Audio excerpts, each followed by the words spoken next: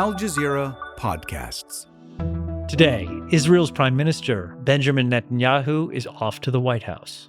Will this actually be an on-ramp to a permanent ceasefire? No guarantee of that. As a ceasefire between Israel and Hamas appears within reach, what's really driving this visit to Washington? I'm Kevin Hirten, and this is The Take.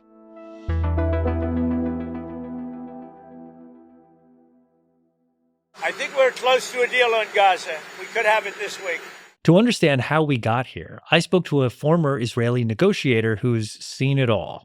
Daniel Levy joining you from London, president of the US Middle East Project. Previously have negotiated on the Israeli side many years ago with the Palestinians, worked as an advisor in the Israeli Prime Minister's office. Okay, well, welcome back to The Take, Daniel. So here we are again talking about a potential ceasefire for Gaza. And what's amazing is the fundamentals haven't really changed. I mean, Israel still wants the captives returned, while Hamas wants a permanent ceasefire. Basically, they want to guarantee that if it does return the captives, Israel won't immediately just resume the bombings, right? So that until now, that's a guarantee that Netanyahu has been unwilling to grant. But there now is a new factor at play. Israel thanks President Trump and the United States for their support in defense and their participation in eliminating the Iranian nuclear threat. Netanyahu claimed that a lot of opportunities have now opened. I want to inform you that we have opened, as you very well know, many new opportunities that have opened now as a result of this victory. So here's my question. How has the political landscape in Israel shifted in the aftermath of the 12-day war with Iran? So let's be clear that Israeli Prime Minister Netanyahu successfully deprioritized in the Israeli political and even public landscape the issue of getting the Israelis back. He has managed to make that another divisive issue,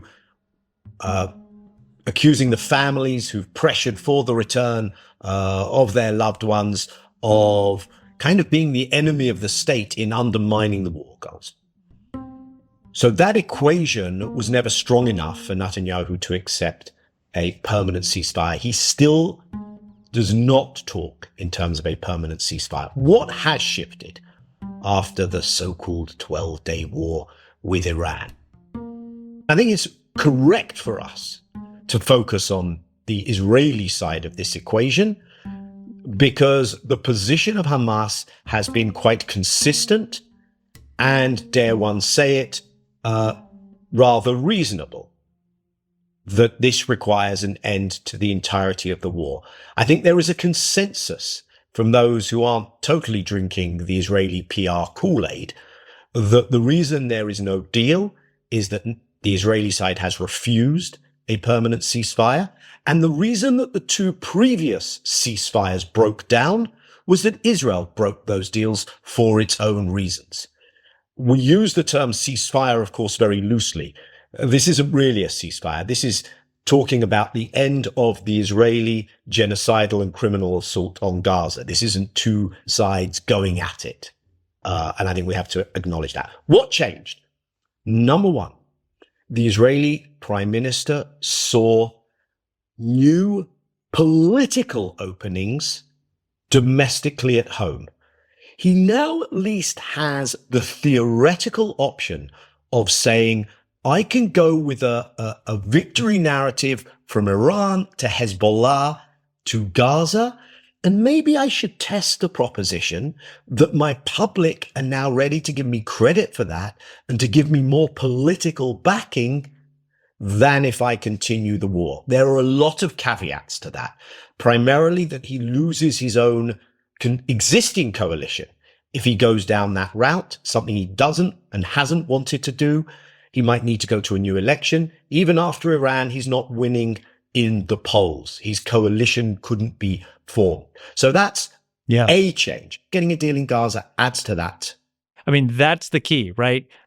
The hard right in Israel does not want this deal. And the question is, does Netanyahu now have the political capital to keep his coalition and make a deal? No, because you have to bear in mind that the hard right goes deep inside his own party in order to keep a permanent deal. So let's draw a distinction. He could do a temporary deal that he can probably keep his coalition together on. He cannot do a permanent deal. It is almost certainly the case with this current coalition. He would need to swap coalitions or go to early elections. That puts him he can do that mathematically. The opposition have provided a safety net, but he then is dependent on people who do want to see him out of office. Really important additional point to always acknowledge.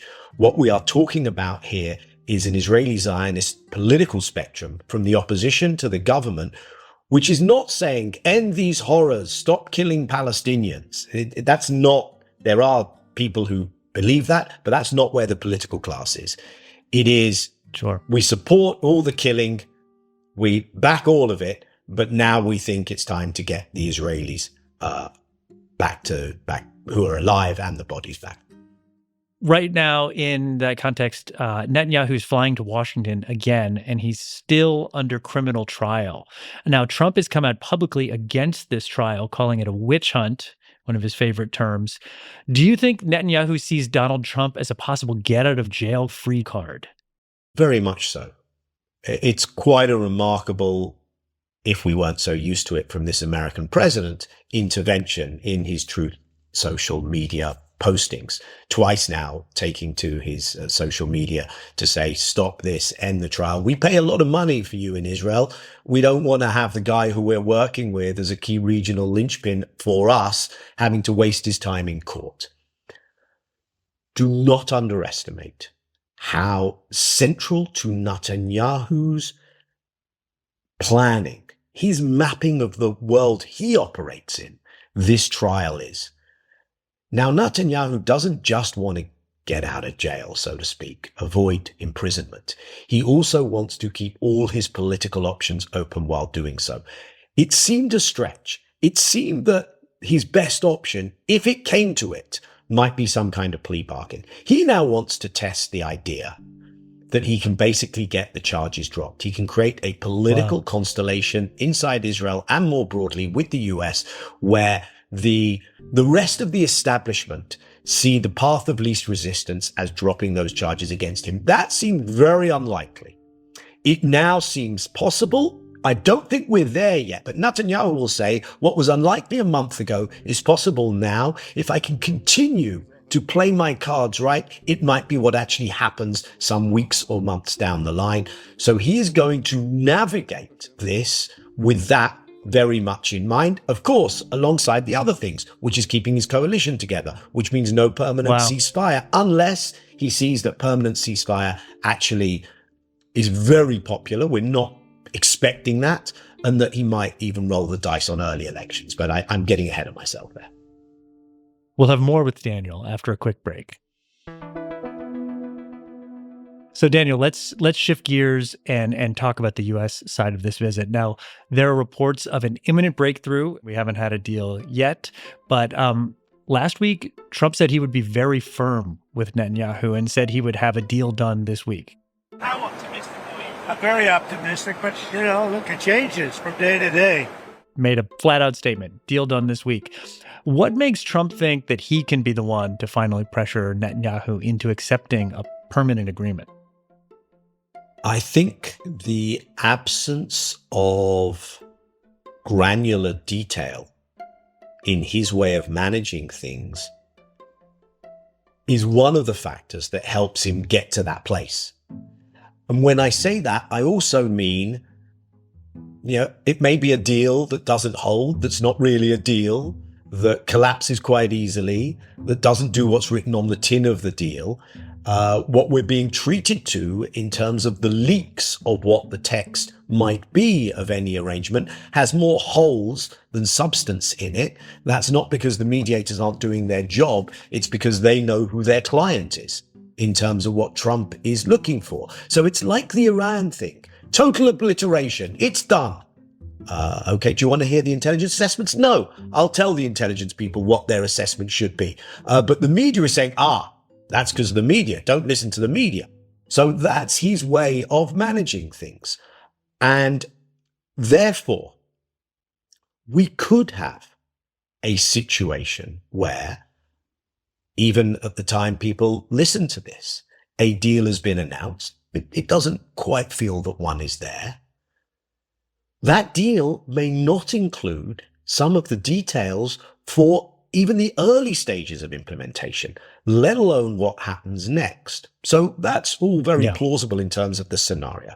The other thing, of course, and it's an important question, is Netanyahu realizes, and I say this, and one has to acknowledge the extent of the weakness and shameful behavior of the Biden administration on this. Netanyahu acknowledges he is dealing with someone who is ready to call things out, not just express frustration. But Trump is ready to, as we saw on the morning of the Iran ceasefire, go on an expletive-laden rant against Netanyahu himself, and he is ready to stare Netanyahu down. You know what? We basically have two countries that have been fighting so long and so hard that they don't know what the they're doing. Do you understand that? And so Netanyahu is all about making sure he doesn't get on the wrong side of Trump. He agreed to a ceasefire in January, largely to avoid that. He now feels he's in a strong place with the president. There's good reasons for him to think that. The traditional Israeli-US relationship, the multiple points of access and influence that Israel has in the US, the gullibility of a US president, they're primed to go along with Israel. But he will constantly be checking, is this guy about to force something on me that I don't want? And I think in a way, that's why we're seeing this remarkable thing of Netanyahu going for a third time in under 6 months to the White House, with all the risks that that entails, because he thinks that the possible benefit of keeping Trump on side outweighs the risk of an uncomfortable moment in the president's presence. Okay. So just to be clear, we're talking about agreeing to a temporary pause, a 60-day truce, where they'll have 60 days to talk about the post-war situation in Gaza. That'll be the central topic, and it'll be done with the help of the Arab mediators, Qatar and Egypt. But the fundamental problem has always been, and it's still amazing to me, that there is no plan whatsoever of what to do with Gaza long term. There's vague outlines of moving people out, but no idea where people will go. There is no plan 20 months in. This is the very important thing to remember at this moment.